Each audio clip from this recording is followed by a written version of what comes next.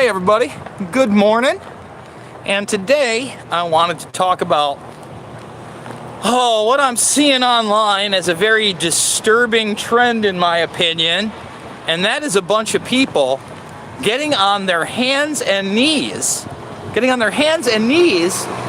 and begging forgiveness because of the color of their skin. What? Are you kidding me right now? So you're going to allow identity politics to dictate how you act to another person that you don't know, that you've never met, and you're going to get down on your hands and knees and beg for forgiveness for something you're not involved in. What is this country coming to? What is this country coming to, folks? So if you haven't seen these videos yet, they're really disturbing to me for a lot of reasons. Okay, number one, why in the world would you be in separated groups of people, and these aren't the individual ones, but separated groups of people based on race, okay, where one race stands on one side and then another race gets on their knees and begs for forgiveness? Wow. Wow. First of all, let's talk about the people standing up. Why in the world would you take pleasure in a bunch of anonymous human beings that might have a different skin tone than you apologizing to you for things they've never done? Now, I don't know. Maybe some of those people are actual bigots and racists and they've just had a change of heart, only really that's not reality, is it? In fact, the bigots and the racists, they're not going to get on their hands and knees and apologize for their abhorrent behavior. That's not what's going on. Instead, you're going to guilt a bunch of well-meaning people that have been fooled into believing that somehow, by begging for forgiveness for their ancestors, we're going to make the world a better place. No. It's not how it works. Do you really think that that's what Martin Luther King Jr. would want? Do you think that he would tell those that were marching with him in the civil rights movement to get on their hands and knees and beg for forgiveness? My God, this is 2020. I feel like we've gone back so far that people don't understand what's really going on. What's going on is more divisiveness. That's not going to bring people together. And for myself, you know, we're making this into a quote-unquote black and white issue as if there's no other racism in the world.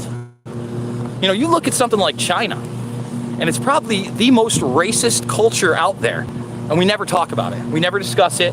We do business with them, and nobody mentions it above their breath that a nation of 1.2 billion people, that many are literal slaves of the system, are still racist based on the color of someone's skin. That's an issue.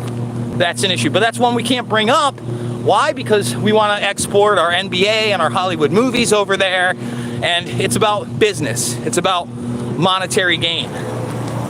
But you can't say that. And one of the more disturbing videos I saw, you know, was a troll video. It was somebody walking up to one white woman and saying that he was a representative of Black Lives Matter. I work for Black Lives Matter. No, you don't. Nobody works for Black Lives Matter, all right? If you're working for an organization that's promoting Black Lives Matter, no offense, but you're part of the problem. And it's not because Black lives don't matter. It's because you're part of a system promoting the idea that somehow human beings are different based on the color of their skin. Not the content of their character, not their actions, not their behavior, but again, some superficial marker that nobody has a choice of, something you're born into. And when I saw this video of this guy trolling, telling her to get on her knees and say I'm sorry and apologize, and he's like, well, I want a real apology. You know, and she's just nodding, and she's like, it's just such a powerful thing. I want to find the right words to say. And what she should have said is, are you out of your fucking mind? You can go fuck off. How dare you try to reign superior over me, not knowing what's in my heart, and asking me to bow down, even if it is a troll, to show how nuts this is. She should have thrown it back in his face. And I just want to say this again to any person of color that thinks it's okay to stand over somebody else and demand they apologize for actions they did not participate in. That is not something I would ever teach my nieces to do. Never. Never. In my household, we talk about the content of someone's character. We don't talk about the color of their skin, other than the fact there are those that would look at the color of someone's skin and make predeterminations based on that are not based in any kind of reality, but based in a stereotypical thought process, a racist thought process. And those are the people that need the most help. Those are the people that need the most compassion. Those are the people that need the most education. Okay, but we don't want to talk about that. No, instead, we want to say everything's going to be better when white people get on their knees and beg for forgiveness. It's the most ludicrous thing I've ever heard of in my life. The most ludicrous thing I've ever heard of in my life. And from another angle of it, people will be like, oh, Jason, what do you know? You have white privilege. I'm like, do I? You know, I'm a little bit darker. I know a lot of you probably think that I'm Hispanic. I'm not. But I've gotten that throughout my lifetime. No big deal. I'm not really worried about it. It's not something that I focus on because it doesn't bother me. It's bothered other people. But once again, not something that I'm concerned about, but other people have been. And, you know, when I think back to my childhood and the fact that I didn't grow up with any kind of money, that I was amongst those of people with color in lines for social service, etc. We weren't looking at one another and going, you look different from me. I can't play with you. No. You know, we were just a bunch of kids standing there, you know, with our parents, waiting on something that we didn't quite understand. And I identify with that. I identify with people in the struggle and poverty and not living in the best neighborhoods. You know what I don't identify with? People that would differentiate me differently than from someone that was standing either behind me or in front of me in line at these places, as though our skin color somehow made any difference of how big that check was. It didn't, and it doesn't.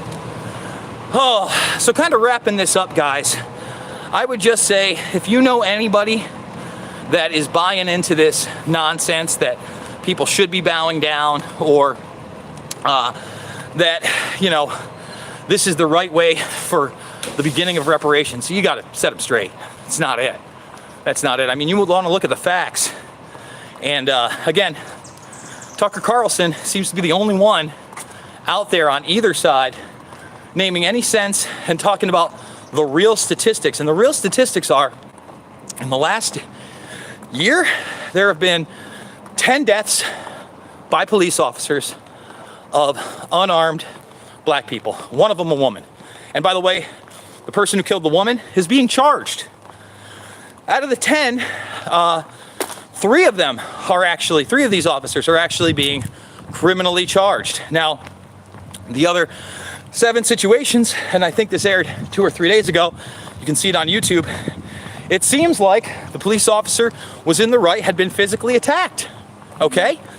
Now, I don't know all the details of those cases, but if we're destroying a country for 10 lives over a 12-month period, that is insanity. That is insanity.